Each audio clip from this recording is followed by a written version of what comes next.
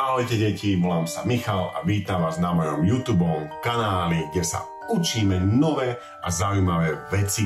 Napríklad vás tu učím abecedu, čísla, farby alebo tvary. Taktiež si tu rozprávame rozprávky alebo zaujímavosti o rôznych postavičkách. Dnes vám poviem nové zaujímavosti o dvoch králičkoch. Volajú sa Bob a Bobek. Tak poďme na to. Bob a Bobek sú dva králičky, ktoré žijú v klobúku kúzelníka Pokustona. Majú rôzne dobrodružstva a vtipné príhody. Tu je 10 faktov o nich, ktoré by vás mohli zaujímať. Bob je väčší a múdrejší. Bobek je menší a napaditejší. Obaja radi cvičia, hrajú sa a pracujú. Bob a Bobek sa dokážu premeniť na akékoľvek zvieratá, keď si to zaželajú.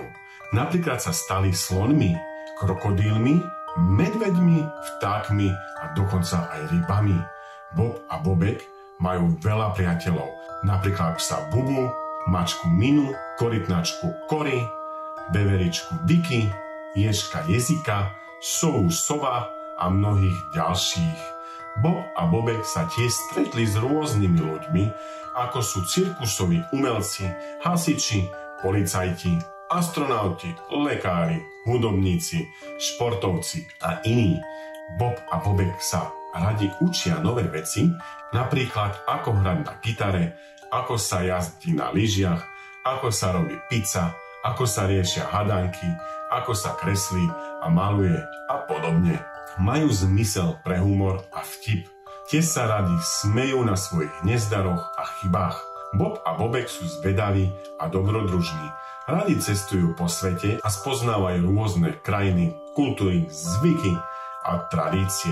Navštívili napríklad Afriku, Austráliu, Čínu, Francúzsko, Grónsko, Indiu, Japonsko, Mexiko a ďalšie miesta. Bob a Bobek sú odvážni a statoční, neboja sa nebezpečenstva a vždy sa snažia pomôcť ostatným. Zachránili napríklad princeznu, ktorú uniesol drak, pomohli zvieratám, ktoré boli v zajatí a zabránili zlodejom, ktorí chceli ukradnúť poklad. Bob a Bobek sú malí a láskaví, majú radi prírodu a starajú sa o ňu. Tie sa správajú slušne a rešpektujú iných. Sú vďační za to, čo majú a radi sa delia so svojimi priateľmi. Bob a Bobek sú šťastní a spokojní. Tešia sa z každého dňa a vždy sa snažia nájsť niečo zabavné a zaujímavé. Majú radi svoj klobúk, ktorý je pre nich domovom a hlavne sa majú radi.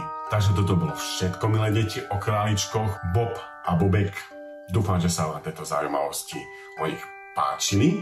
Ak áno, budem rád za lajky, odbery a zdieľania. Už teraz sa môžete tešiť na ďalšie video. Takže vidíme sa na budúce. Zatiaľ ahoj.